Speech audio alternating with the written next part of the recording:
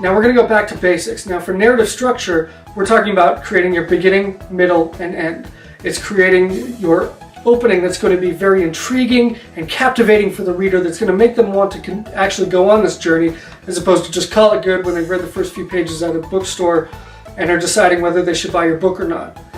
And it's making sure that you introduce your characters, your setting, and your conflict, and the conflict that the hero has to overcome. The middle is this struggle. It's how your characters and your heroes are going to have to overcome all these obstacles, and it's going to lead up to the end where hopefully your hero will overcome if you're looking for something happy, or there's the big twist in which the hero doesn't get everything that they want. And going back to building tension, one of the greatest ways you could do this is something that we call a change motion. Change motion is either a character decision, a twist in the plot, a change of setting, something that basically creates a motion that is changing the entire narrative. It doesn't have to necessarily be complete 180. However, it adds a new kink or a new complication to the narrative. Change motions are absolutely pivotal to make sure that your characters are going through an arc from the beginning, middle, and end, as well as creating overwhelming circumstances that the hero has to overcome. And that ties directly into character arcs. And this is where your character goes through a change, because of the circumstances and the narrative that you're constructing. If your character is the same at the beginning of the story and at the end of the story, you didn't create a very good character arc. You need to create moments where their perspective is completely shattered, or their world is completely shattered, and therefore they have to find a way to restore the balance that they had at the beginning of the story, or overcome the obstacle that basically caused them to have to take on this arc. Another part of going back to basics is grammar class. It's making sure that you are always keeping grammar at the front of your mind, especially when you go through the editing process. Oftentimes your first draft is getting it done and making sure you write a really good story, but as you refine, you better keep the elements of style nearby. I have a personal skew towards Fowler's modern English usage, as well as just The Art of Styling Sentences. There's a whole slew of books that can help you depending on what your strengths and weaknesses are in grammar. And then of course there's scene and setting.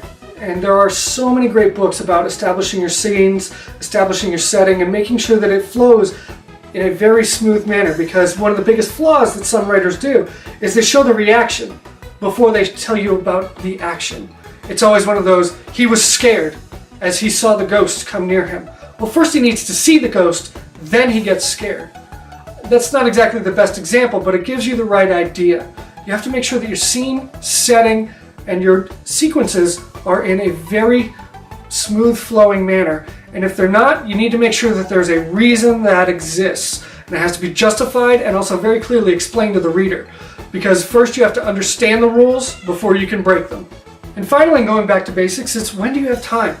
How do you find time, and how do you have capacity to actually do this? Because most writers nowadays, you're working another job while you're trying to get these manuscripts done.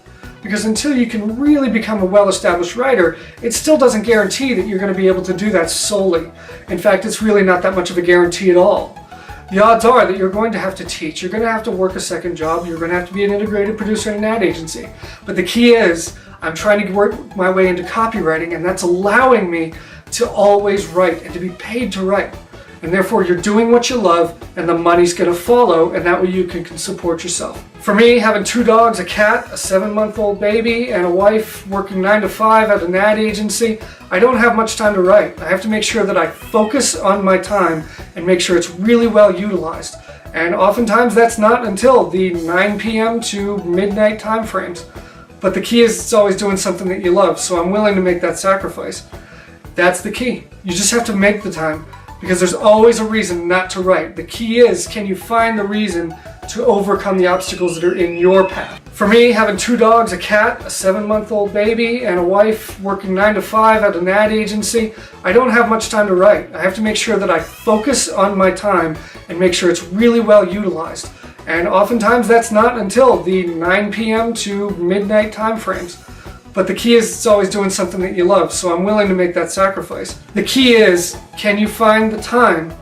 Because there is always a reason for you not to write. The key is, can you find the means to overcome those obstacles in order to make sure that you are always writing and never settling. You always have to fight procrastination, because it is one of the writer's worst enemies. Social networking is really important, especially in creating a platform, which we talked about in level 3. but you have to be extremely careful because social media and trying to create really cool content on the web can consume every moment of your day if you let it. And you have to make sure that you find the time to create the writing that you really want and make sure that everything else falls in as a secondary priority. And therefore, sometimes you have to make sure that you're creating schedules that are accommodating based on priority as well as your inspiration. Sometimes if you get a spark, you need to make sure that you're finding the time. And if that means maybe delaying mowing the lawn or doing something else, so be it. Get the fun stuff done, but make sure that you're also leaving time to get all the fundamentals to keep your life moving forward. And for our final major topic on going back to basics, it's outlining. Some writers hate outlining with all their heart and soul. They just want to go ahead and start creating their work, write it, put it out there, see what happens, and then they can go back and refine. Other people need that structure. Other people need to create a very clear narrative structure for themselves. It all depends on what you like. Don't fight it if you want to do spontaneous storytelling. If you want to try it and just see if it works, go ahead, start writing, see what comes out. You can always go back and redefine the character a little bit better as you move forward. However, it may be more beneficial for you to actually create a character sheet that allows you to know every detail about this person before you even start writing a page. Same thing with your story.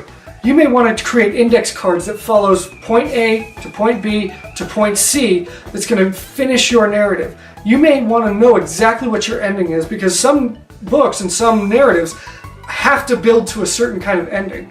I know that for some of my work, there are endings that I think of and I know what catharsis I want my reader to feel. As a result, sometimes I have to go back, fix my narrative structure earlier in the beginning and middle acts to make sure that it fulfills that ending and it's all building toward that catharsis. My favorite is index cards. Some people have different methods of just creating a little Word doc. Sometimes it's writing it out in a notebook.